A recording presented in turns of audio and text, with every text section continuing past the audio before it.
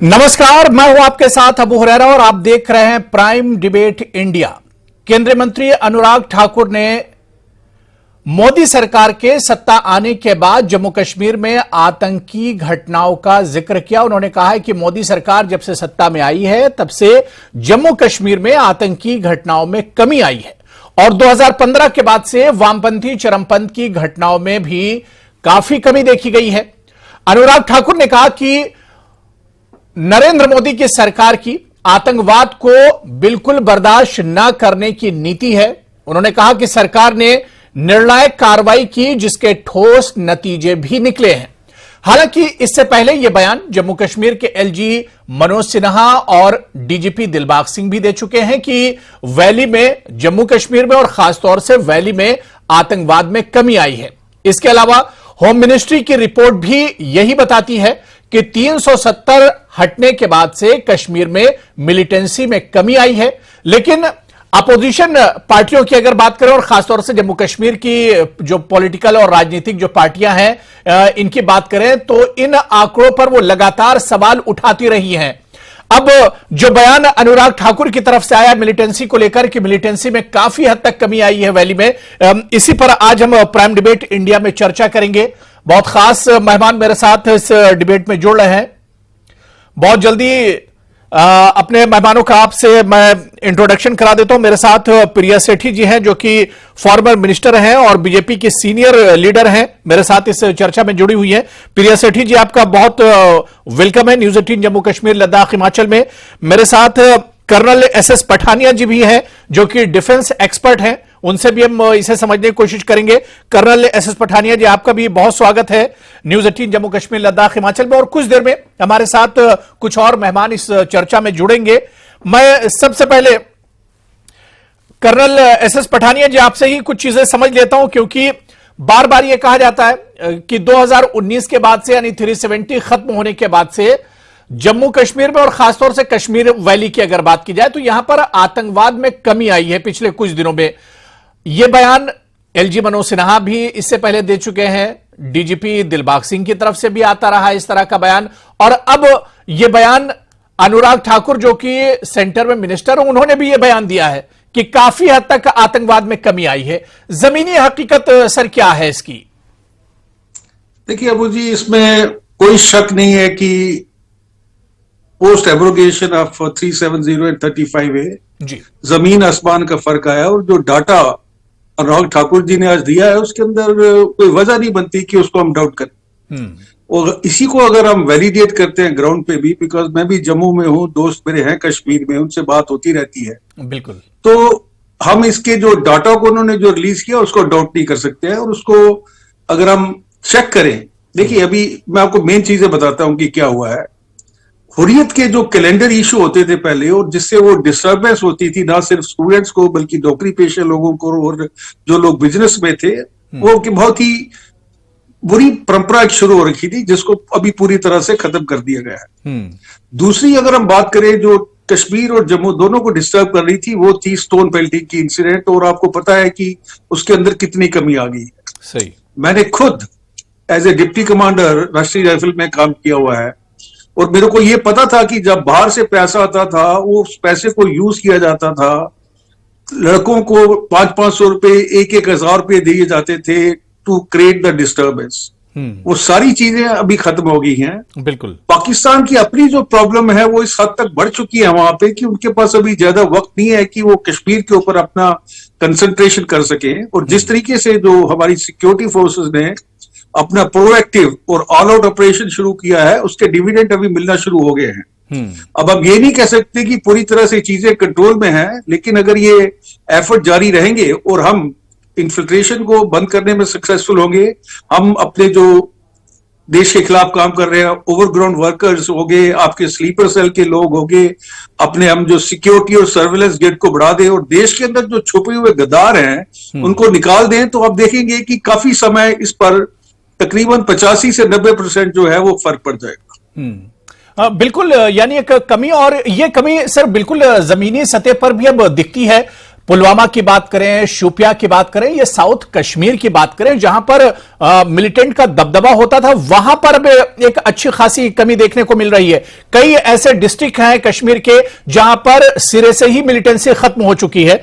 मेरे साथ एक और खास मेहमान अरुणिमा, जो कि एडिटर हैं इंटरनल सिक्योरिटी नेटवर्क 18 की, वो भी मेरे साथ जुड़ चुकी है। अरुणिमा जी, आपका भी बहुत स्वागत है न्यूज 18 जम्मू कश्मीर लद्दाख हिमाचल में। अरुणिमा जी, मेरी आवाज आप तक पहुंच रही है? शायद आप जी अरुणिमा जी, मेरी आवाज आ रही है आप तक?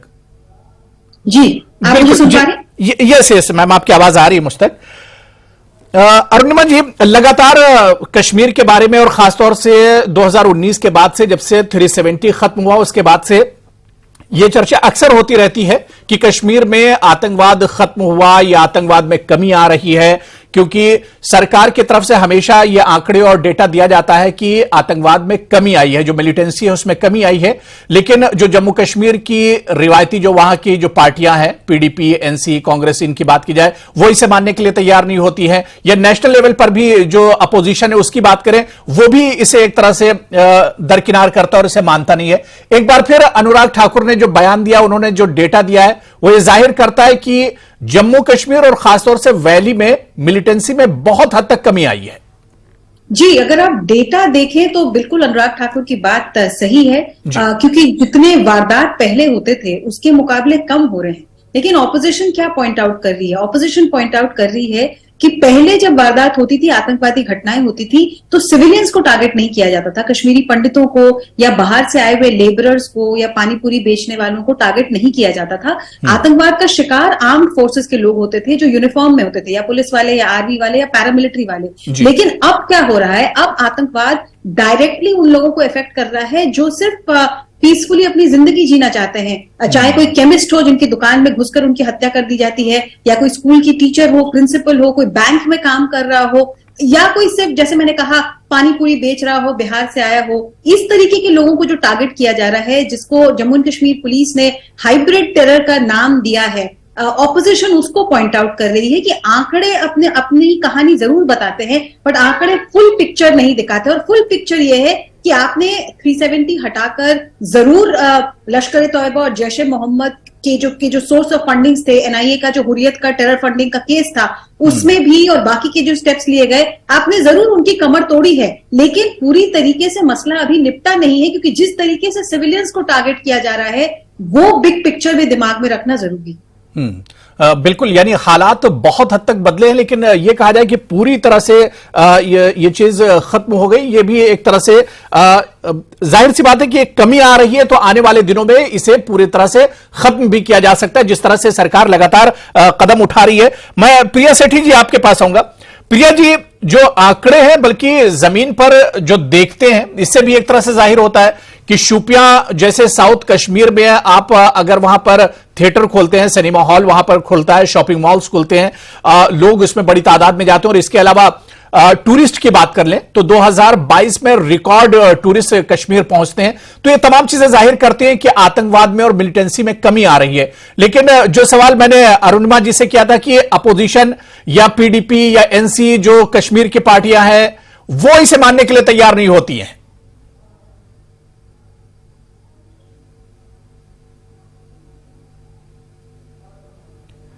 प्रिया जी, आपका ऑडियो अनम्यूट है क्या? म्यूट है शायद। जी जी जी जी मैम। देखिए, पॉलिटिकल विल रखना बहुत जरूरी बात है, और आज की जो नेतृत्व है उसका पॉलिटिकल व्यू है, विल भी है, मंशा भी है, और करनी और कथनी दोनों एक है कि वो टेररिज्म को नस्तो नाबूद करना चाहते हैं। अगर ऐसी political will in so called leaders में होती तो आज कश्मीर हालात जो थे इतने बद से बदतर ना होते और आज संभालने की जरूरत ना पड़ती। इसीलिए कहते हैं कि मिलिटेंसी को खत्म करने में इनको कहीं ना कहीं, जब ये पाकिस्तान का लाभ लाते हैं, जब ये बार बार पाकिस्तान को बाद में लाते हैं, और पाकिस्तान एक ऐसा मुल्क है जिसने कभी फ्रेंडशिप शो नहीं की, जिसने हमेशा से आतंकवाद को नर्चर किया, आतंकवाद की एक जमीन उसने बनाई, और इन लोगों ने जो political so called political leaders हैं हमारे, अपने आप को कहते हैं कश्मीर घाटी के, वो उन्होंने कभी भी ऐसी मंशा जाहिर नहीं की। आज यही पॉलिटिकल विल जो है आज माननीय प्रधानमंत्री Narendra Modi ji, honourable home minister Amit Shah ji, जिस तरह से उन्होंने आर्टिकल 370 को खत्म किया, एकदम से रिवोक कर दिया, ये कहीं ना कहीं उनको और एक पूरा डायरेक्ट कंट्रोल जो है सेंटर का जब इस पे आना शुरू हुआ, और टेरर फंडिंग जो आपके मॉड्यूल्स थे, चाहे वो आपके जमात इस्लामी के तरह से थे, चाहे किसी तरह के भी टेररिस्ट को जन्मदाता थे, कहीं ना कहीं उनके ऊपर जब आपने क्रब करना शुरू किया, आपने ऊपर एक्शन लेना शुरू किया, तो कहीं ना कहीं जो है ये जो चीजें खत्म हो गई। और मुझे लगता है कि ये टेररिज्म कश्मीर के अंदर मैन्युपुलेटेड था। ये सब मैन्युपुलेशंस के साथ जो करते थे, ये ना आज लोग जो है वो पीस चाहते हैं। आपने खुद ही अपने बयान में कहा कि वहां के सिनेमा हॉल्स में लोग जा रहे हैं, वहां पे लोग, बच्चे, इतना टैलेंट है वहां पर, वहां उनके बच्चे कहाँ नेशनल इंटरनेशनल लेवल पे जाके खेलते हैं। और ऐसे ग्राउंड को उन्होंने उन बच्चों के हाथों में आपके स्पोर्ट्स की किट्स होनी चाहिए, जहां पर आपके लैपटॉप्स होने चाहिए, आपने वहां पर उनको गन पकड़ाई। तो ये कहीं ना कहीं आज परिस्थितियां बदली हैं। हर माँ, हर बाप घर में बैठा हुआ आज ये शांति कर रहा है कि मिलिटेंसी कहीं ना कहीं खत्म हुई है, और हम सेफली, जैसे पूरे देश के अंदर एक माहौल है, वैसा ही माहौल बिल्कुल पहले के मुकाबले में हालात अब बेहतर हुए। मेरे साथ एक और पैनलिस्ट सुजाता बशीर, जो कि डेमोक्रेटिक आजाद पार्टी की स्पोक्सपर्सन है, वो भी इस चर्चा में जुड़ चुकी हैं। सुजाता बशीर, आपका भी बहुत वेलकम है न्यूज 18 जम्मू कश्मीर लद्दाख हिमाचल में। सुजाता बशीर, गवर्नमेंट की तरफ से एक बार फिर कहा गया, सेंटर की तरफ से अनुराग ठाकुर का बयान आया, उन्होंने कहा कि वैली में मिलिटेंसी में बहुत हद तक कमी आई है, और ये कमी 2019 के बाद से, यानी 370 खत्म होने के बाद से इसमें एक बड़ा फर्क देखा गया है, डिफरेंस देखा गया है। सही है, ये सच है, क्योंकि मिलिटेंसी बहुत हद तक 95 या 97% खत्म ही हो गई है।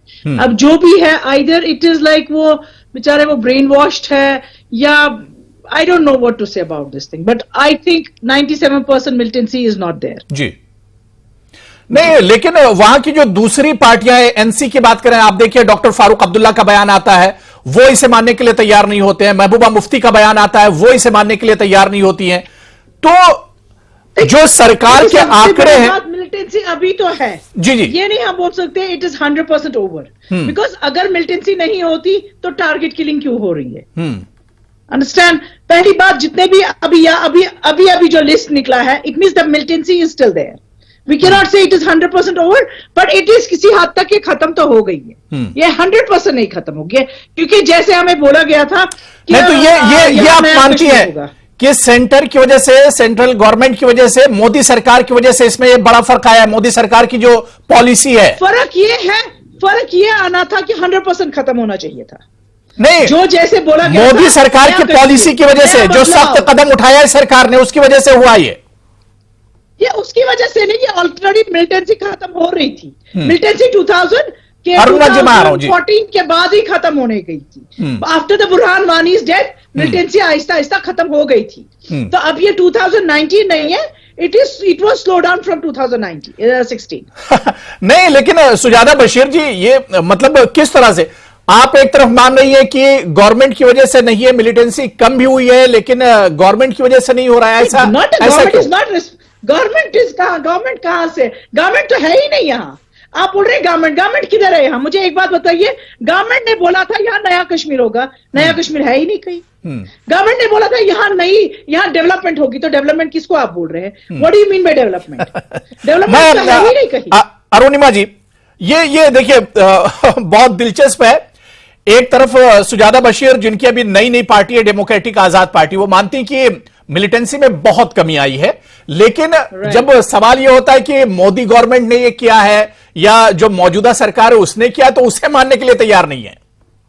मोदी गवर्नमेंट और any other government, but the thing is like, जिस तरह बोला गया था मिलिटेंसी खत्म हो जाएगी, बट मिलिटेंसी कहां खत्म? अब एक शुरुआत हुई है ना, उसमें कमी आ रही है, एक शुरुआत हुई है। अब सुन लीजिए सुजाता जी, अब सुन लीजिए जी, अरुणिमा जी।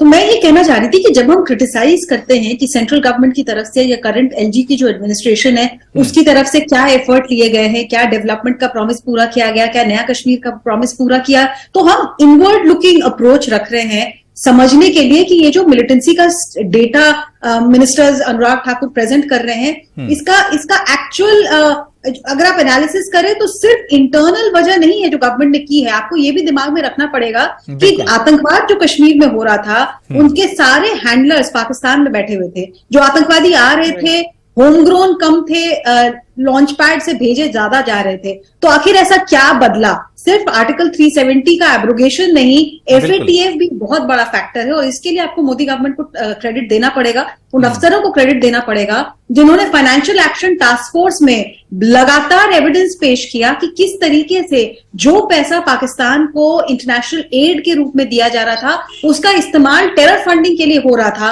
हुर्रियत के जरिए जो NIA ने चार्जशीट फाइल की, जिसका जिक्र मैंने पहले किया, जहूर बटाली जैसे बिजनेसमैन जिनको अरेस्ट किया गया, हुर्रियत की पूरी लीडरशिप जिनको अरेस्ट किया गया, उनके खिलाफ चार्जशीट FATF में ले जाना, FATF को फोर्स करना कि पाकिस्तान को ग्रे लिस्ट में डाले और उनको फोर्स करें कि वो ये टेरर फाइनेंसिंग बंद करे। ये एक बहुत बड़ा फैक्टर है जिसकी वजह से आतंकवाद जम्मू एंड कश्मीर में कम हुआ है। इसीलिए शायद पंजाब के जरिए अब ड्रोन ड्रॉपिंग शुरू हो गई है कि आर्म्स एंड एम्यूनिशन और नारकोटिक्स पंजाब के रास्ते जम्मू आए और जम्मू से कश्मीर जाए। तो ये जो चेंज है पाकिस्तान का टेरर फाइनेंसिंग का या टेरर फंडिंग का, ये इसीलिए आया है क्योंकि FATF के जरिए इंटरनेशनल प्रेशर भी डाला गया। आतंकवाद अगर कम हुआ है तो सिर्फ डोमेस्टिक वजहों से नहीं हुआ।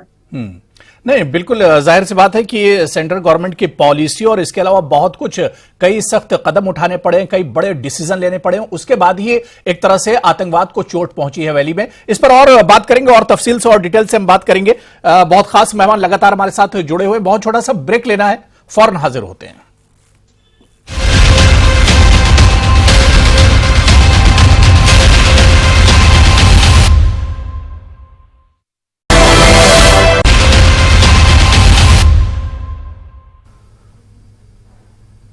ब्रेक के बाद एक बार फिर आपका स्वागत है। आज प्राइम डिबेट इंडिया में इसी इश्यू पर हम चर्चा कर रहे हैं कि जम्मू कश्मीर और खासतौर से कश्मीर वैली में आतंकवाद में और मिलिटेंसी में कमी आई है, क्योंकि अनुराग ठाकुर जो कि केंद्रीय मंत्री हैं, उन्होंने एक बार फिर से मुद्दा उठाया है कि 2014 और खासतौर से 2019 में जब से 370 खत्म हुआ, उसके बाद तेजी से आतंकवाद पर काबू पाया गया और आतंकवाद को एक तरह से चोट पहुंचाई गई। इसी पर हम चर्चा कर रहे हैं। बहुत खास मेहमान मेरे साथ जुड़े हुए हैं। मैं ब्रेक के बाद कर्नल SS पठानिया जी आपके पास आना चाहूंगा।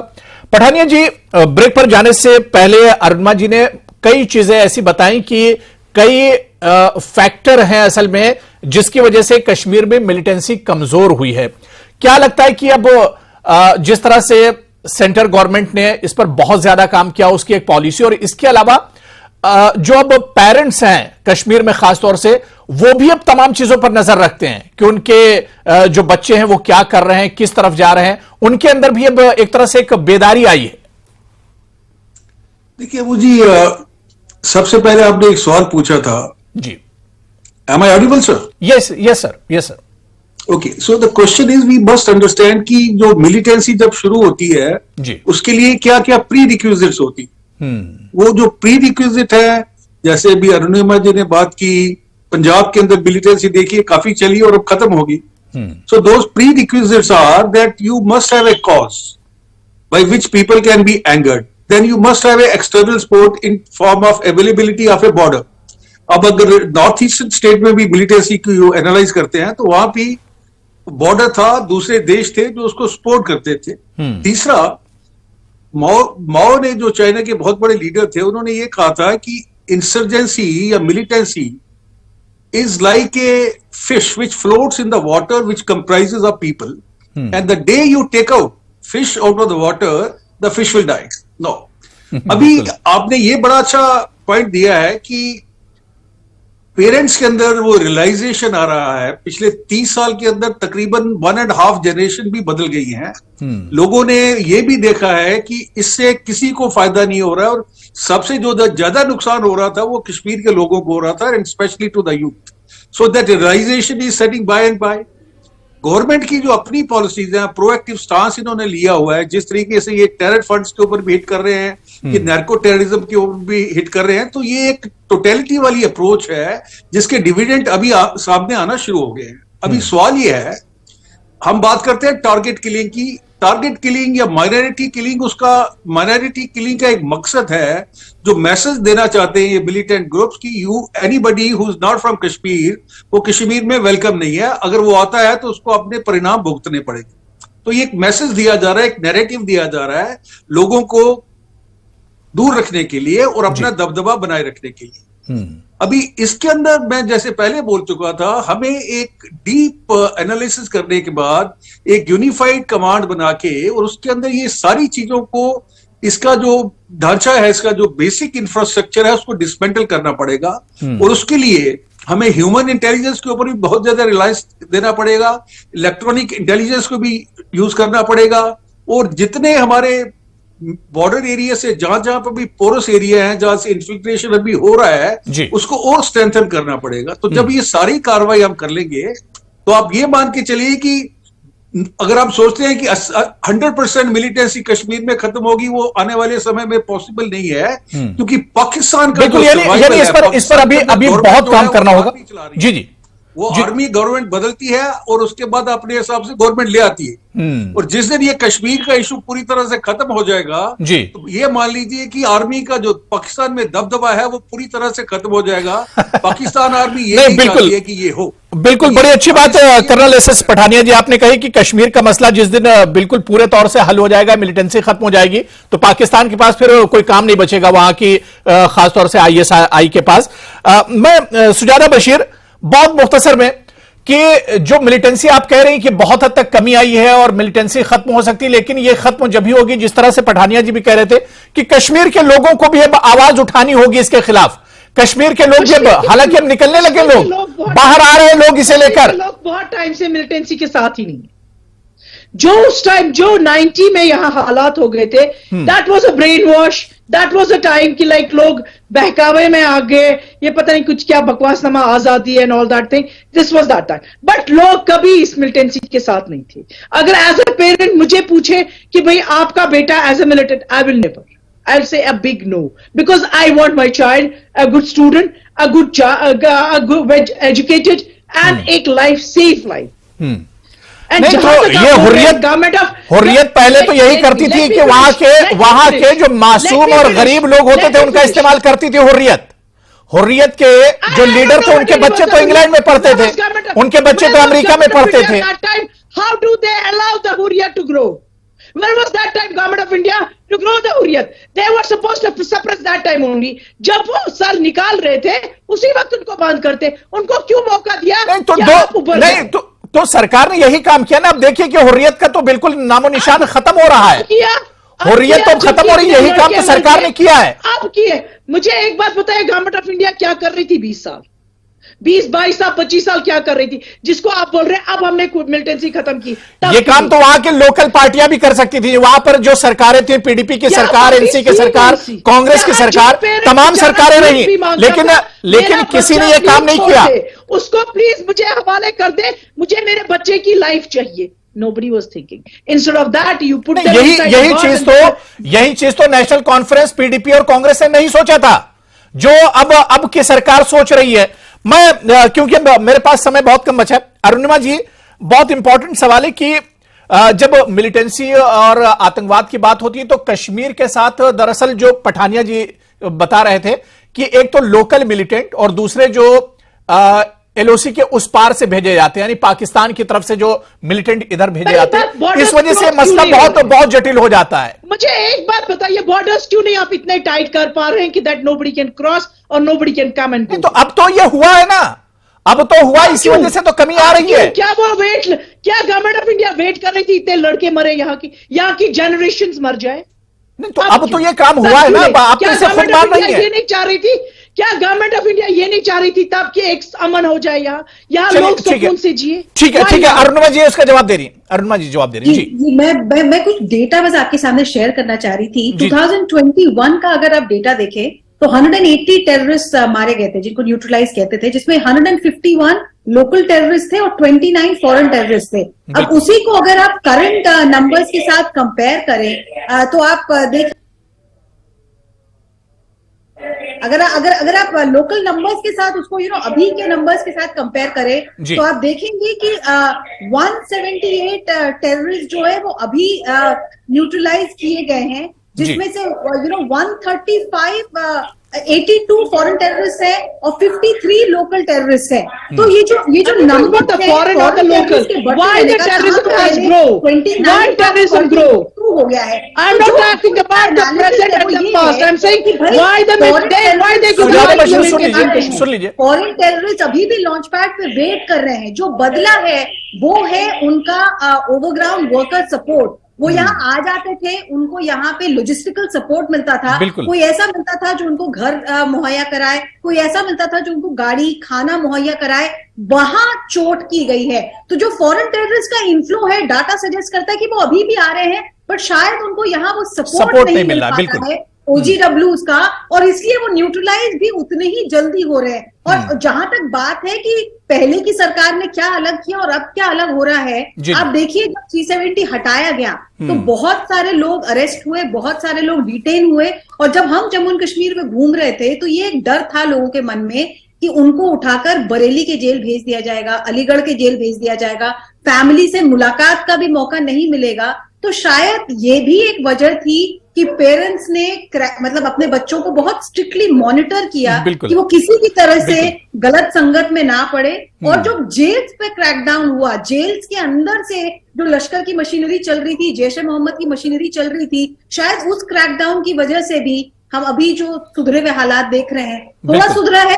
बिल्कुल सरकार ने बिल्कुल अरुणिमा जी, जो पॉइंट्स आपने रखे कि सरकार ने देखा कि कहां कहां पर दरअसल कमियां हैं, कहां कहां से यह आतंकवाद पल रहा है, बढ़ रहा है, और वहीं पर एक तरह से सरकार ने चोट किया है। और अगर कश्मीर के लोग सरकार के साथ इस मुद्दे पर निकल कर आते हैं और खड़े होते हैं तो आने वाले दिनों में जो बचे हुए मिलिटेंट हैं, ये जो बची हुई मिलिटेंसी और आतंकवाद है, ये बहुत जल्दी कश्मीर से एक तरह से खत्म हो जाएगी। और इसके साथ पाकिस्तान का और ISI का जो कारोबार है वो भी एक तरह से खत्म हो जाएगा। बहुत बहुत शुक्रिया, बड़ी अच्छी बातचीत हुई, वक्त की कमी है। अरुणिमा जी आपका बहुत बहुत शुक्रिया, कर्नल SS पठानिया जी, सुजाता बशीर जी और प्रिया सेठी जी, सभी का बहुत बहुत शुक्रिया इस चर्चा में जुड़ने के लिए। नमस्कार।